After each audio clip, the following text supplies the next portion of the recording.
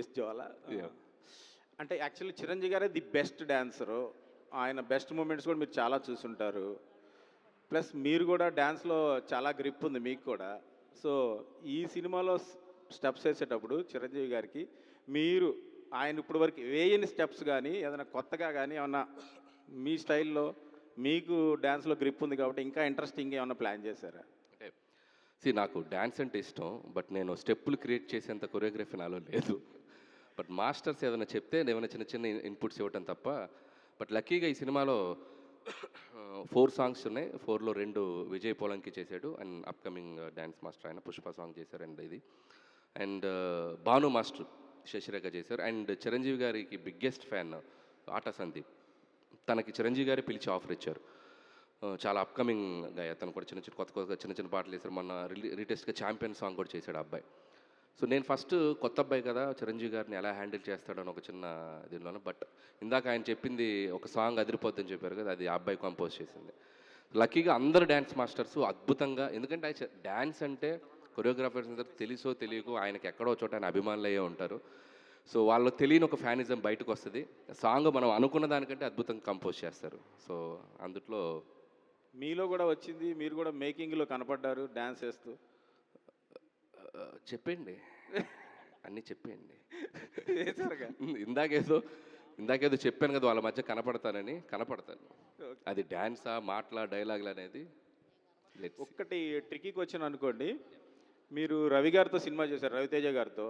ఆయన దగ్గర నుంచి అవుట్ ఆఫ్ బెస్ట్ తీసుకున్నారు. ప్లస్ బాలయ్య బాబుతో కూడా చేశారు, అవుట్ ఆఫ్ బెస్ట్ తీసుకున్నారు. వెంకటేష్తో చేశారు, అవుట్ ఆఫ్ బెస్ట్ తీసుకున్నారు. ఇప్పుడు చిరంజీవి గారితో కూడా చేస్తున్నారు. I think definitely we're hoping that best, the best. So మీరు ఎవరితో సినిమా చేస్తే వాళ్ళకి ఫ్యాన్ బాయ్గా మారిపోవడం, పరకాయ ప్రవేశం చేసేయడం, ఇది ఎలా సాధ్యమవుతుంది? మీరు చెప్పిన దాంట్లోనే ఆన్సర్ ఉంది. నేను ఏ సినిమా చేస్తానో ఆ సినిమాకి హానెస్ట్గా ఆ హీరోకి నేను భక్తుడిని అయిపోతాను. లేకపోతే నేను అంత 100% ఎఫర్ట్స్ పెట్టలేను. సో ఆ వైబ్లో ఉంటాను, వాళ్ళ సినిమాలు చూసి పెరిగొచ్చును అని. సో వాళ్ళందరితో అండ్ దట్టు వాళ్ళతో నేను మింగిల్ అయ్యే ప్రాసెస్ కూడా చాలా డిఫరెంట్గా ఉంటుంది. చాలా ఫ్రెండ్లీగా వాళ్ళకి కంఫర్ట్ ఇస్తూ. సో తెలుసో తెలియకో వాళ్ళు చేయాల్సిన దానికంటే ఇంకొక 100% బెస్ట్ చేస్తారేమో నా feeling. Because of that vibe, వాళ్ళతో నేను ఉండే విధానం, నా బిహేవియర్ అవ్వచ్చు, ఇంకోటి అవ్వచ్చు, వాళ్ళకి నా మీద ఉండే ప్రేమ అది డబల్ అయ్యి అది వాళ్ళ యాక్టింగ్లో కూడా కనపడద్దని నేను నమ్ముతాను. అంటే వాళ్ళకి నేనేమి నేర్పేదేమి లేదు, వాళ్ళ దగ్గర ఉన్న బెస్టే నా దగ్గరకు వచ్చినప్పుడు ఇంకా బెస్ట్ అవుతుంది. సో దట్స్ మై కంగ్రాచులేషన్స్ అడ్వలి గారు. సార్ డైలాగ్ చెప్తానులేండి, కానీ ఫస్ట్ ఆఫ్ ఆల్ ఈ వైబ్ ఇది ఒక పాజిటివ్ వైబ్ని తీసుకొచ్చాయి. లాస్ట్ టైం కూడా ఇలా చేశారు, అప్పుడు వెంకటేష్ గారు ఉన్నారు, ఆయన జోకులు డ్యాన్సులు ఇవన్నీ కూడా ఇప్పటికీ ఇంకా గుర్తున్నాయి. సో అలా ఇక్కడ కూడా ఉండుంటే ఇంకా బాగుండేది. బట్ ఇంకా ఉన్నాయి కాబట్టి ఈవెంట్లు ఎక్స్పెక్ట్ చేద్దాం. సో మీరు సడన్గా డైలాగులు అంటే ఆయన పాపులర్ డైలాగులు చాలా ఉంటాయి. చెయ్యి రఫ్గా ఉందనో లేకపోతే పేక్కు వస్తాను. బట్ అవి కాకుండా మీరు సడన్గా అడితే నాకు పూర్తిగా డైలాగ్ గుర్తులేదు, కానీ కొంతవరకు ట్రై చేస్తాను. మీరు బాగా చెప్పాలి. అంటే ముందు డైలాగ్ గుర్తుండాలి. ఎందుకంటే ఆయన ఎన్ని సినిమాలు, మీ మీద చాలా ఎక్స్పెక్టేషన్స్ ఉన్నాయి. కెమెరా ఉంది మీ మీద, మైక్ ఉంది, చూసుకోండి మరి. ఆయన మీకు బాగా ఇష్టమైన డైరెక్టర్ జంజాల్ గారు. ఆయన సినిమాలో ఒక ఫన్ డైలాగ్ ఉంటుంది. నేను అవసరం లేని చోట అధిక ప్రసంగం చేయను, అలా అని అవసరమైతే ఆవకాయ నుంచి అణుబాంబు దాకా అనర్గళంగా మాట్లాడగలను. కొన్నిసార్లు అనవసరమైన సందర్భాలు అవసరమైనట్టు, అవసరమైన సందర్భాలు అనవసరమైనట్టు కనిపిస్తాయి. కానీ ఇక్కడ కొంచెం ఉంటుంది. అయితే నేను సూక్ష్మ దృష్టితో అవసరమైన సందర్భాన్ని అవసరమైనట్టు, అవసరమైన సందర్భాన్ని అవసరమైనట్టు గ్రహించి ఎక్కడ ఏది మాట్లాడో అదే మాట్లాడతాను. ఎందుకంటే నేను మితభాషిని కదా. James bond. సూపర్ మూర్తి గారు, సూపర్. యాక్చువల్గా నాకు దీనికన్నా కూడా సార్, నాకు అంటే మళ్ళీ ఈ మనోభావాలు ఇవన్నీ వస్తాయని భయం, కానీ నాకు చాలా ఇష్టమైన సినిమాలో ఆయనది ఆపద్బాంధవుడు. ఆయన ఎన్ని వేరియేషన్స్ బయటకు వస్తాయంటే ఆ సినిమాలో ఆయన వేసి వస్తాయి. అందులో ఆయన తండ్రి లాంటి జంజాల చనిపోతే ఆయన పడవ నడుపుకుంటూ అవతల ఒడ్డుకి వెళ్ళిపోయి అక్కడ మట్టితో శివలింగం చేసి ఆ శివలింగాన్ని చేతితో పట్టుకు మాట్లాడతారు. గుర్తులేదు, బోళాశంకరుడు, పరమేశ్వరుడు, ఇలా ఇంకో పేర్లు చెప్పి ఇవన్నీ నీ పేర్లే కదా, ఇన్ని మంచి మంచి పేర్లు ఏ మంచి పని ఇచ్చే నీకెందుకయ్యా, ఈ పూజా పునస్కారాలు, ఈ గుళ్ళు గోపురాలు ఇవన్నీ అని చెప్పి చాలా ఆవేశంగా లెంగ్ది డైలాగ్ మాట్లాడతారు. అది చాలా బాగుంటుంది. ఇంకా కానీ గుర్తులేదు కానీ నాకు. సూపర్ మూర్తి గారు, మీరు ఒకటి అడిగితే 2 డైలాగులు చెప్పారు. సరే, ఇందుకు క్వశ్చన్ ఏంటంటే చెప్పండి సార్, చిరంజీవి గారిని ఇప్పుడు కటౌట్లన్నీ చూసాం. మేము 80s, 90s ఎలా చూసామో మీరు మళ్ళీ అలా చూపిస్తున్నారు, ఆ ఎనర్జీగా చూపిస్తున్నారు. అంటే కేవలం ఇదే మెయిన్ కీలకంగా ఉంటుందా సినిమాలో? ఒక మంచి కథ ఉంటుందా? అంటే ఏదో అలా పండక్కి సరిపోయే లైట్ కథేనా, లేదంటే ఒక ఇన్డెప్త్ కాస్త బరువైన కథ ఉంటుందా? కంపారిటివ్లీ సంక్రాంతికి వస్తున్నాకంటే స్టోరీ వైజ్ చాలా కొద్దిగా డెప్త్ ఉన్న స్టోరీ అండి. It's like not like A fun ఏదో ఎంటర్టైన్మెంటే కాకుండా బ్యూటిఫుల్ ఎమోషనల్ మూమెంట్స్ చాలా ఉంటాయి. అండ్ చిరంజీవి గారికి, నయనతార గారికి అండ్ 2 పిల్లలు ఉంటారు సినిమాలో. ఆ పిల్లల మధ్య ఆయనకు వచ్చే సన్నివేశాలు అండ్ ఈ సినిమాని not only entertainment through out ఒక డ్రామా కూడా సస్టైన్ చేస్తూ వెళ్తుంది. సో కంపల్సరీ ఫన్నే కాదు, ఎమోషనల్ పోర్షన్ కూడా ఉంటుంది సినిమాలో. వీరశంకర్ రెడ్డి మొక్కే కదా అని పీకేస్తే పీక కోస్తా, బో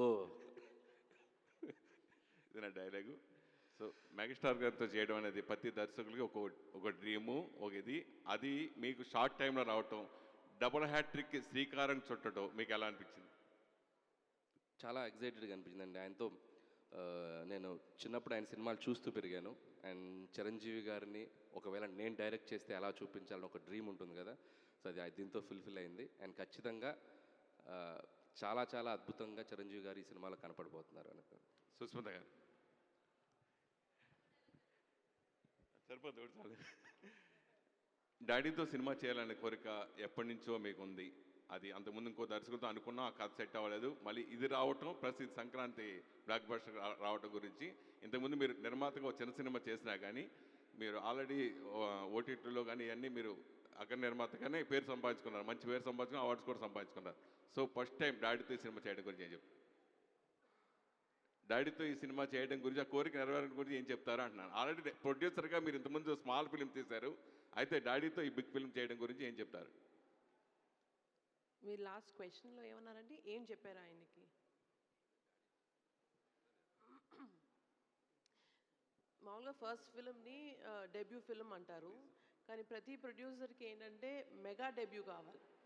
so that is a big opportunity. So ఆ ఆపర్చునిటీ నాకు ఈ విధంగా ఈ కాంబినేషన్లో రావడం, దానికి అసలు బ్యూటిఫుల్ స్టార్ కాస్ట్ మన విక్టరీ వెంకటేష్ గారు అండ్ నయనతార గారు అండ్ వండర్ఫుల్ ఆర్టిస్టులు అందరూ రావడం అన్నది it's huge huge huge blessing. And ఇలాంటి సినిమా సంక్రాంతికి రిలీజ్ అవ్వడం అన్నది ఇంకా అంతగానే నేను I can't ask for a better opportunity for a mega debut film. Sahu గారు ఇంకొక డైలాగ్ చెప్పాలి మీరు. ప్రశ్నకు ఒక డైలాగ్ అన్నాం కదా, ఒక్కటి చెప్పండి. చేయి చూసావా ఎంత రఫ్గా ఉందో, రఫ్ ఆడించేస్తా. సురేష్ గారిని డైలాగ్ అడగకూడదండి, స్టెప్ అడగాలి. ఇది కదా ఖచ్చితంగా మంచిది అది, బట్ దానివల్ల అది ప్లస్ అవుద్దా మైనస్ అవుద్దా మీరు చెప్పండి. ఎవరికి మాకా మీకా? ఆయనకా మాకా? సాగు గారు ఇంతకుముందు భగవంత్ కేసరి కూడా మీరు జాతీయ స్థాయిలో అవార్డు వచ్చింది, ఆ కోణంలో ఈ సినిమాని చూడొచ్చా అంటే అవార్డ్స్ పరంగా? డెఫినెట్గా సార్, ఈ సినిమాలో కూడా మంచి story, emotion and family moments అన్నీ ఉన్నాయి. డెఫినెట్గా ఎమోషనల్ ఫీలింగ్గా చూస్తే ఈ సినిమాకి కూడా అదే ఛాన్స్ ఉంటుందండి. సుష్మిత గారు. అనిల్ గారు, నేను వెంకట్ ఎన్టీవీ అండి. నాకు నచ్చిన డైలాగ్ అంటే చిరంజీవి గారిది ఠాగూర్ సినిమాలో ఏంటంటే పని చేయించుకోవటం మన హక్కు, దాని లంచంతో మాత్రం కొనొద్దు. చిరంజీవి గారిలా చెప్తారా, ట్రై చేస్తారా? చిరంజీవి గారిలా ట్రై చేస్తారా? పని చేయించుకోవటం మా హక్కు అనేది ఆయన స్టైల్లో. ఆయన ఆ డైలాగ్ ఆయనలో చెప్పాలంటే మన వల్ల ఇది కాదు, కానీ అది మాత్రం ఒక ఇన్స్పైర్డ్ డైలాగ్. అప్పుడు బాగా ఇదైపోయిన డైలాగ్ అది. ఓకే, అది. సో ఇక ఇప్పుడు ఈ సినిమా గురించి వస్తుంటే లాస్ట్ ఇయర్ సంక్రాంతికి వస్తున్నాం వెంకీ మామతో, ఇప్పుడు ఇది ఈ ఇద్దరితో చేస్తున్నప్పుడు మీకు ఎలా అనిపించింది ఇద్దరిని? సో ఫస్ట్ డే మాత్రం కొద్దిగా నెర్వస్గా ఫీల్ అయ్యాను.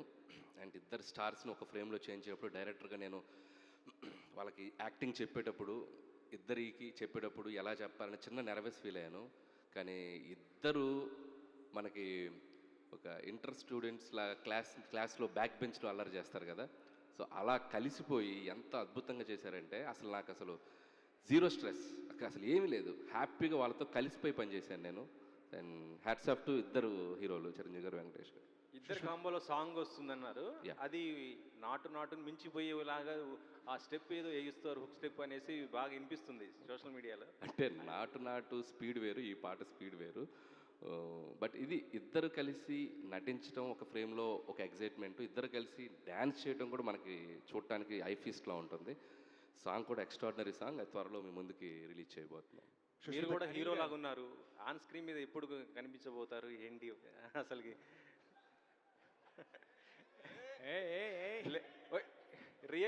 రియల్లీగా చెప్తున్నానండి, మీరు చాలా సరే మీకోసం ఈ సినిమాలో వాళ్ళిద్దరి మధ్య కనపడతాను నేను ఒక మాట ఇచ్చాను కదా ముందు ప్రెస్ మీట్లో, కనపడ్డా. అది అనిల్ గారు ఇక్కడ సార్ అనిల్ గారు ఇక్కడ సుష్మిత గారు ఏమండి గోల్డ్ బాక్స్లో సుష్మిత గారు అన్వర్ గారు డైలాగ్ చెప్పాలి ఫస్ట్. పొగరు నా ఒంట్లో ఉంటుంది, హీరోయిజం నా ఇంట్లో ఉంటుంది. ఏయ్ సుష్మిత గారు, నాన్నగారితో ప్రొడ్యూస్ చేయడం అనేది నిజంగా చాలా పెద్ద అదొక డ్రీమ్ లాంటిది. గోల్డ్ బాక్స్ అనే మీరు ప్రొడక్షన్ హౌస్ పెట్టి సోలోగా చేసే సత్తా ఉండి కూడా ఎందుకు చేయలేదు? ఇప్పుడు ఇప్పుడు ఇప్పుడు మనకున్న ఆపర్చునిటీస్లో అండి